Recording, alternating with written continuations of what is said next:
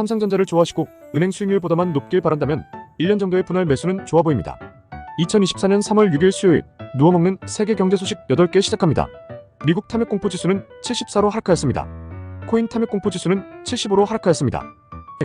예전 산업과 달리 이제는 1등 기업만 다먹는 시대. 글로벌 콜라 시장 1등인 코카콜라는 점유율 51%, 2등인 펩시는 38% 정도 됩니다. 이렇게 예전 기반 산업들은 독보적 1위란 것이 없는데 초격차 기술 시대에 진입하면서 1등이 아니면 꼴등에 가까운 2등뿐이란 얘기를 전합니다. 엔비디아도 단순 하드웨어를 넘어 쿠다를 통한 플랫폼 기업으로 봐야 한다 하는데 다음 라이징 스타는 엔비디아도 집중 중인 바이오에서 나올 것이라 얘기하고 있습니다. 2. 네이버 세계 최초 로봇 OS 공개. 메타의 라마투어 같은 생태계의 초석을 다지는 OS는 굉장히 중요할 수 있는데 네이버가 세계 최초 웹 플랫폼 기반인 로봇 전용 OS 아크마인드를 구축하였다 합니다. 모바일 OS 생태계와 같이 로봇 OS 생태계도 구축하는 것이 목표라면서 기존 웹 생태계와 로봇 생태계를 연결하는 중간 다리를 하겠다 전하였습니다. 3. 미국 경합주 트럼프 돌풍 중. 바이든의 텃밭이라는 블루홀도 트럼프에 무너졌다 전하고 있습니다.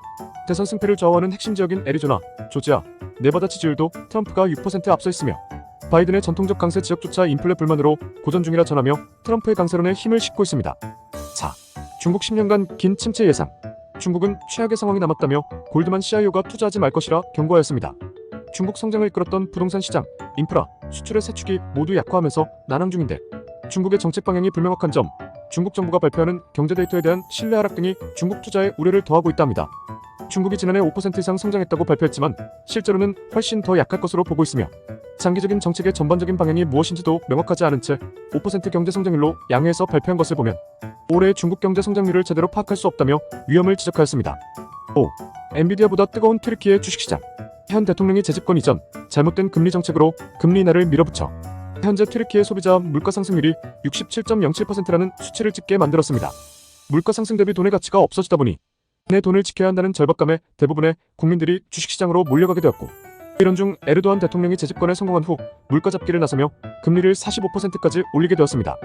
올바른 경제 정책과 다른 신흥국 주식과 비교 시 3배 이상 저렴한 것, 리리아 통화 가치가 역사적으로 바닥인 것에 기인해 외국 투자자들까지 모여들고 있는 중인데 튀르키예 인구가 8,500만 명인데 작년 IPO 참여 누적 투자자 수가 1억 명이라 하니 광기로 보일 수도 있지만 곧 주가지수 1만을 첫 번째 목표라고 할 정도로 국가부채 CDS 프리미엄은 빠르게 하락하고 있고 글로벌 신용평가조차 국가신용 등급을 올릴 가능성이 크다고 할 정도이니 투자는 몰라도 국제적 흐름은 느껴보시길 바래 기사로 올려보았으니 공부해보시는 것도 좋을 것 같습니다.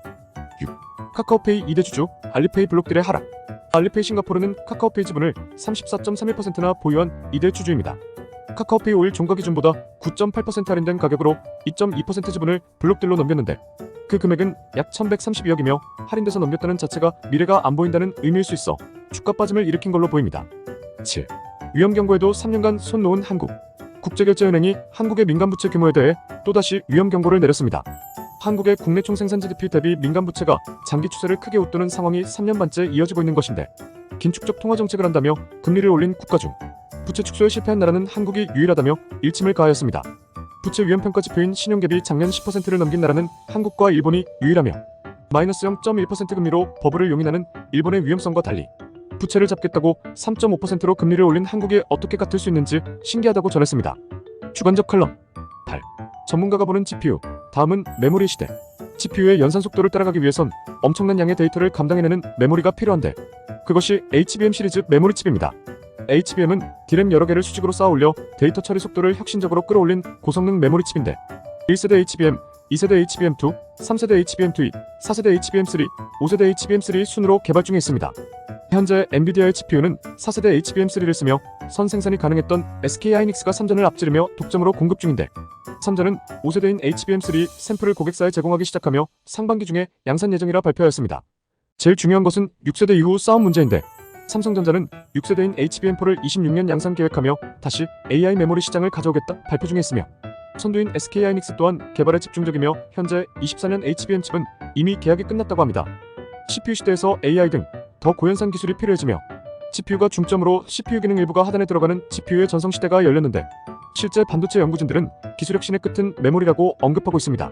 고연산과 성능이 좋음의 끝을 달하면 그것을 소화해낼 수 있는 용량 칩이 있냐는 싸움이라는 것인데 현재 GPU 밑에 CPU를 두고 메모리와 연계하는 상황에서 미래의 메모리가 위에 있고 GPU와 CPU를 아래로 두게 될지 메모리 칩의 기술적인 시각을 가져보시는 것도 좋을 것 같습니다. 물론 실제 수익 대비 기업 적정 주가는 다른 얘기이니 따로 해보셔야겠지만 최근 SK하이닉스과 현대차 임원은 매도를 했고 삼성전자 임원은 매수를 했다고 합니다. 오늘의 한 줄. 확실한 산업이라도 이미 주가에 반영되었으면 외면할 줄 아는 것도 능력입니다.